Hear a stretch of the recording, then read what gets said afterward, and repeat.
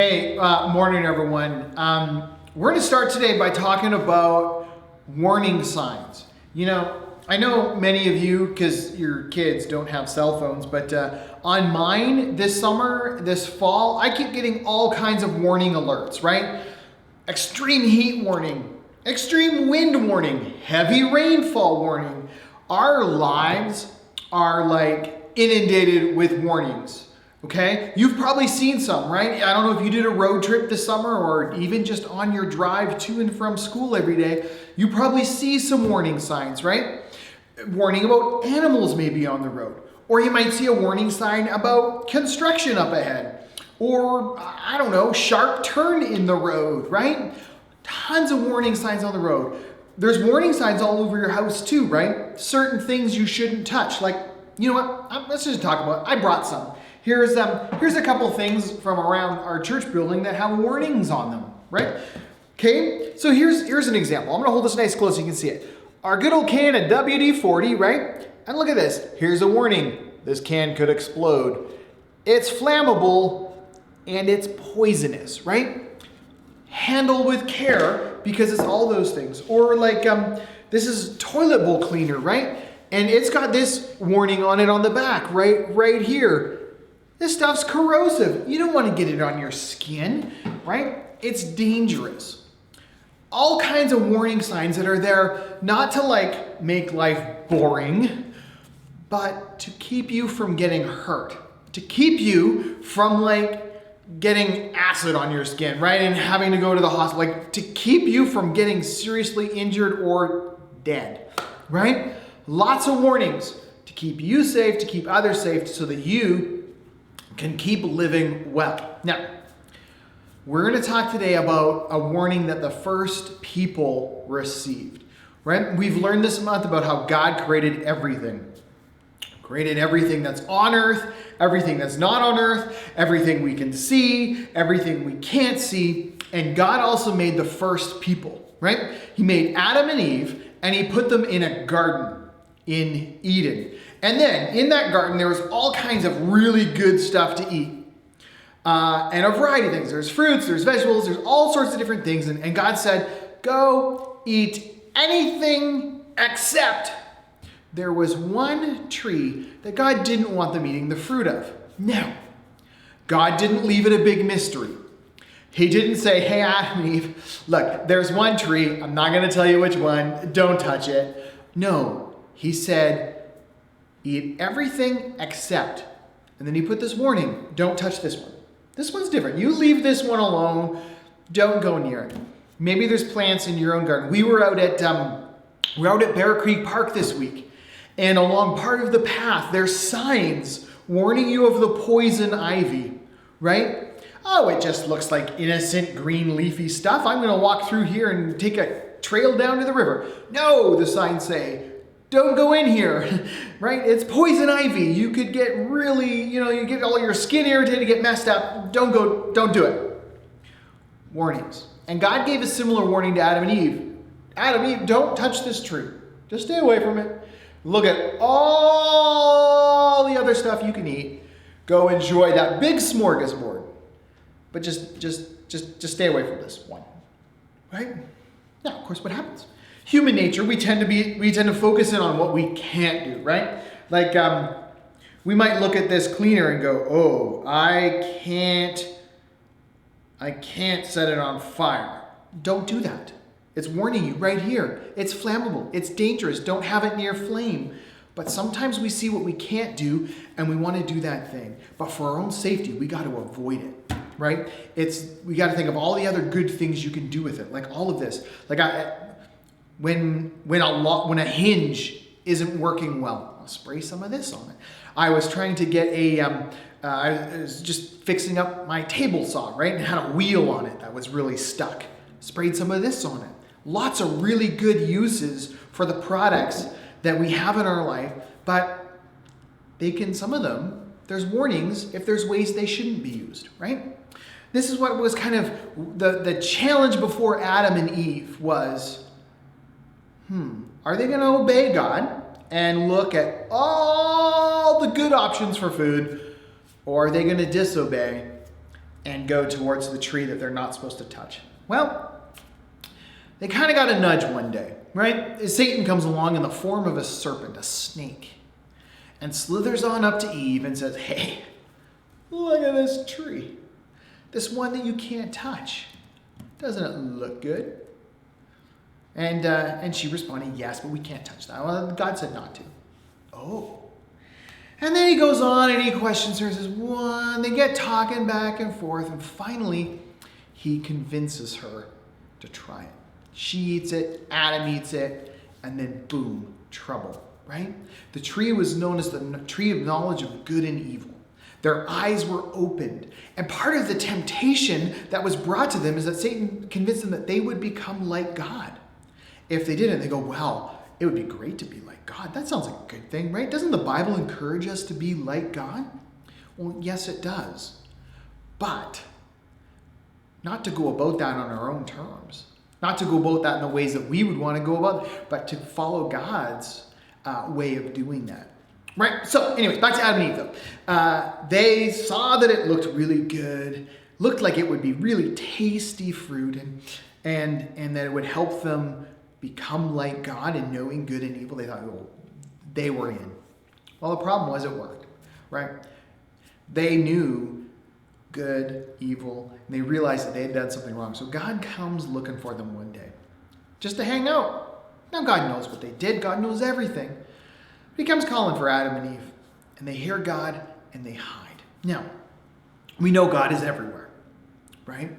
But somehow Adam and Eve didn't quite understand it that way. They understood that God was walking down a path, so to speak. They thought they could hide from him. They had this knowledge that they'd done something wrong, and that their eyes were open. They realized they were naked, it says, and yet so they hide from God. They actually experience shame. I don't know if you've ever done something wrong and then felt the need to hide. It kind of happens that way. We sometimes do bad stuff. We break a rule, or whether intentionally or unintentionally, we realize that we're in trouble and we hide. It's kind of a human tendency. Well, usually rarely are we as good at hiding as we think we are. And this was the case for Adam and Eve. They were hiding, but God knew exactly where they were, and God knew exactly what they had done. But then came the consequence of that. His actions, when you do something, whether it's something good or something bad, there's always a reaction, a consequence. Sometimes that's good, sometimes that's bad. And so they had to face those consequences. And they did. They ended up getting kicked out of the garden. They were removed from that place where all of the food was provided for them, where the environment was exceptional for life, where it was really a good place to live. And now they had to grow their own food. They had to work for it. They had to kind of make their own way. God was still with them, but they had to work for it. It wasn't just handed to them anymore. And there was no going back. That decision, that consequence was final, was permanent. There was no going back. Well, we could say that they chose wrong, and they did, but that's not where the story ends. The story of Adam and Eve doesn't end with them being kicked out and suffering all this consequence and having all this hardship. It actually ends with a promise from God that the curse of sin, as the Bible calls it, the consequence of that sin would be broken and changed. Now, and there's a verse I want us to look at that comes right at us from Psalm 145, and it says that the Lord is gracious and compassionate, slow to anger, and rich in love. And what the psalmist is trying to help us see in this is that, yes, God is going to hold us accountable for when we break his rules, right? When we try and do our own thing instead of listening to God's best, there is going to be a consequence, but that doesn't change who God is. God is gracious. That means he's going to make a way for it to be right. Even though we don't deserve it, we deserve punishment, we deserve all that comes with committing that sin. But God is gracious in that he will forgive us. He will make a way for us to come back to him. Of course, he did that in Jesus. And he is compassionate, right? He's not an angry, mean God who just wants to crush us. No, He loves you. He loves me. He understands that we live in a world that is impacted by sin. Excuse me. And God understands that we face temptation. But God also understands that there's a way out from that temptation. And he is slow to anger, but he is rich, and he is rich in love. Right? You see, Satan kind of comes at temptation, and this is something that's true for us. When Satan brings temptation, or when we face temptation, it's not always the same. And sometimes it's multi-layered, right? This is the case for Adam and Eve. The temptation that came before them kind of impacted them in a number of ways. And I think God is compassionate, that he understands that. And he loves us through it. But here's how it was for Adam and Eve, right? The temptation is something they saw. It impacted their eyes, right? They saw that it was good, right? You see, so often we are tempted because we'll see something and it'll look really good, and we'll think, just our eyes can lead us into temptation. We got to be careful with that, right? We got to be careful what we're looking at. We got to be careful at what we're looking for, because our eyes can take us down a path of temptation, right? Also, it impacted other senses, right? Adam and Eve saw that the fruit looked delicious, right? They desired it in that way. They're like, that is good food, right? And so it impacted then other senses. They tasted it, and the taste it took their desire to taste something good, took them down the wrong path, right? Took them into temptation. Sometimes our desires are another temptation. So we gotta be careful that we're wanting the right things. That we gotta be careful that we're looking at the right things, careful that we're wanting the right things. There's a third level to that temptation as well, is that it was a pride came with it, right? They wanted to be like God. They wanted to be like better than they were. Now, pride can be really good. I want to say that clearly and be careful with that. There's things that we should be proud of. Like when you do, like let's say you get an aim on something, you can be proud of that. That's great. That's a great accomplishment. But pride that puts others down, or a pride that tries to help us be like God, is not okay. In fact, as we keep reading in Genesis, we eventually get to the Tower of Babel sequence, right? Where the people are really proud because they think they're better than God because they can build a tower because they got this technology that enables them. Well, that's a dangerous pride. So there is a good pride, and in a sense of accomplishments and the self-esteem, and you can be grateful for those things, but there's a really dangerous pride too, and a pride that puts our place out of order. So if you're putting yourself ahead of someone else, or you're putting yourself ahead of God especially, that's a dangerous pride and not a place to go. But that's what Adam and Eve saw. They saw, well, hey, we will be just like God.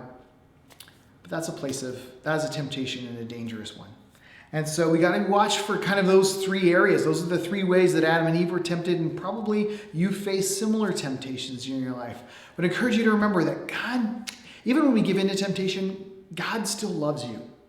God still loves all of us, even if we give in to temptation, because he is gracious and compassionate, slow to anger, and rich in love.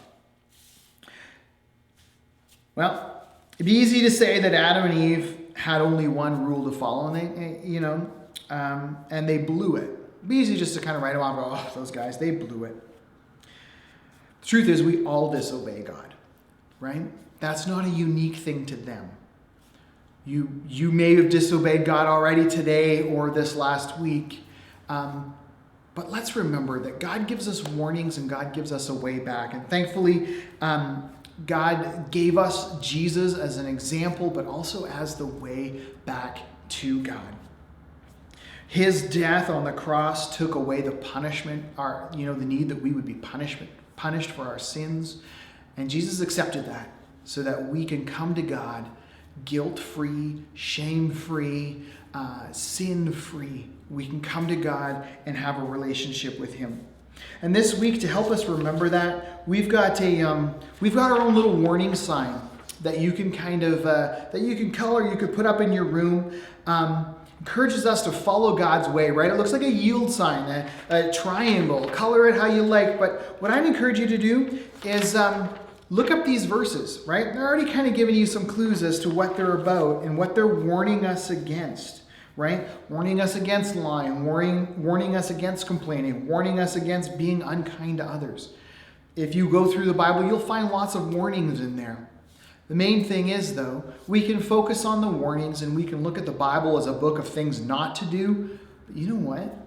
It's really a book that has a lot more things to do, right? To be people full of truth, full of encouragement, full of thankfulness. Hey, in a few weeks, we're coming up on Thanksgiving. I encourage you now, start making a list of things that you are thankful for, that you want to share with others, right? There's also encouragement in the Bible to be kind to others, to put others first, to think about others, to share with others, and lots of great examples of people that we can follow in how they did that. And so give some thought to some of the warning signs that are in your life, the way God has warned you against things that are going to hurt yourself and hurt others. But mostly, give some thought this week to the ways that we can see all the opportunity that is in Jesus, an opportunity to have a relationship with God. Guys, thanks for hanging out with us this week. We'll see you next week.